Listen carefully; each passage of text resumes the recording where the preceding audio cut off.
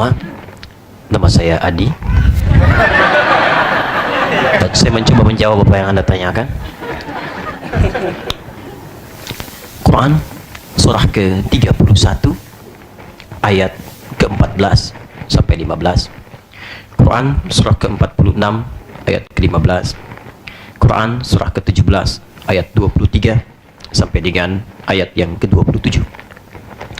Pertama, bakti anak kepada kedua orang tua sepanjang dalam urusan dunia. Jika memang terjadi perbedaan keyakinan antara anak dengan orang tua, maka dia tidak terbatas sepanjang dalam urusan duniawi. Bahkan dalam keadaan orang tua sudah sepuh pun, maka dilarang menyinggung perasaannya untuk sekedar berkata ah. Quran surah 17 ayat 23. Wa qadha rabbuka alla ta'budu illa iyyah wa bil walidaini ihsana. Imma yablughanna 'indaka al-kibara ahaduhuma aw kilahuma fala taqul lahumā uff. Uff itu bisa diartikan perkataan ah atau yang senafas dengannya. Sesuatu yang mengesankan gestur menolak. Saya bilang ah sih enggak, cuma nah, sama. Atau gestur yang tidak menyenangkan untuk menyinggung dia. Kaidah ini berlaku bagi yang muslim langsung otomatis. Bagaimana dengan non muslim kalau orang tua masih ada dan sudah juga kedemikian sepuh? Dalam kaidah dunia itu digunakan, masih berlaku hukumnya. Jadi kalau orang tua Anda butuh Anda, nak jemput mama ya, mama mau ke pasar. Anda katakan, ah mama, nggak boleh, dosa Anda. Betapa indahnya Al-Quran mengatakan Anda berdosa itu di hadapan Allah. Karena itu urusan dunia yang bakti Anda itu mesti dimaksimalkan. Tahu dari mana ayatnya? Quran surah ke-31 ayat ke-15. Wa in jahadaka 'ala an tusyrika bima laysa laka bihi 'ilmun fala tuti'huma wa shahibhuma fid dunya ma'rufa. Kalau urusan ibadah itu bisa berbeda.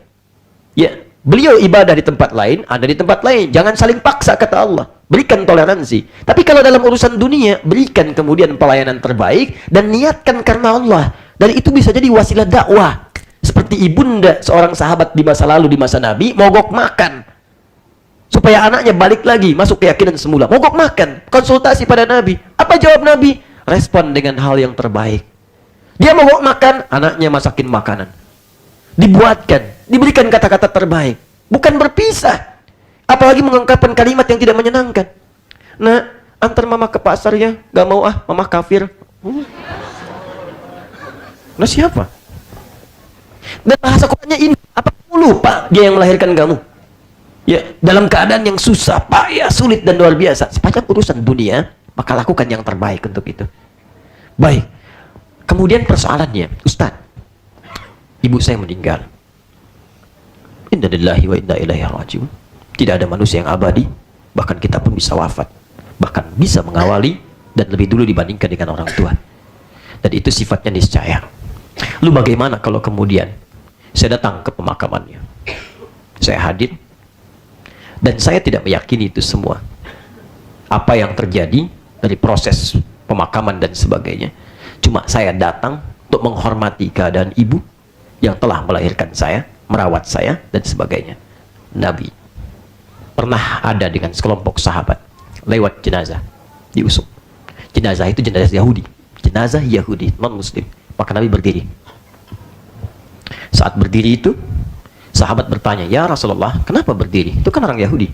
Kata Nabi, saya menghormati keadaannya sebagai manusia yang telah diciptakan oleh Allah Subhanahu wa Ta'ala. Indah bukan dalam Islam?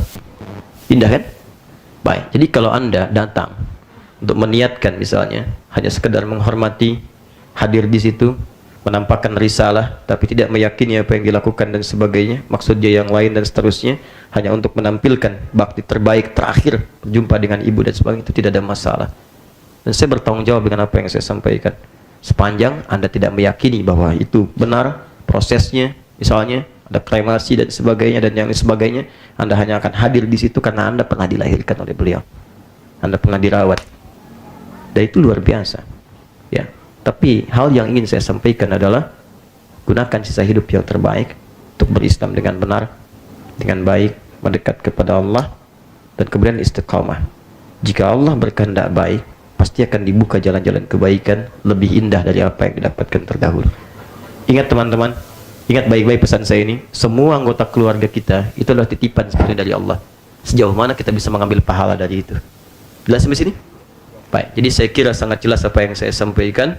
Ingat, kalimat-kalimat kafir, murtad itu jangan mudah diucapkan dalam lisan kita. Murtad itu, apalagi kafir misalnya, itu tandanya jelas. Sepanjang belum jelas tandanya, tidak boleh diucapkan. Karena kata Nabi, kalimat itu akan mencari pemiliknya. Kalau dia mencari di bumi tidak ada, maka dia akan mencari ke langit. Di langit tidak ditemukan, dia akan kembali pada orang yang menuduhkan.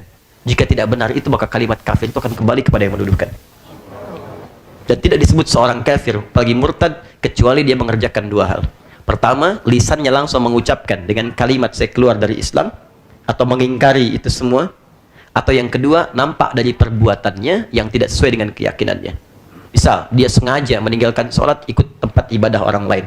Dia ikuti itu semua. Dia praktekkan itu. Ya, dia mengingkari Nabi Muhammad SAW dengan yang lainnya. Maka, baru itu ditetapkan. Tapi sepanjang seseorang tidak mengatakan itu, dan perbuatannya tidak menunjukkan itu, tidak boleh kita menuduhnya. Jelas ya? Saya mendoakan yang terbaik insyaAllah untuk Anda, ya, dan ajak keluarga, doakan, bagi, jangan tinggalkan. Dan hal yang paling indah, tidak pernah Allah berikan hidayah pada seseorang kecuali ingin memberikan jalan terbaik bagi kehidupannya. Itu yang ingin saya sampaikan.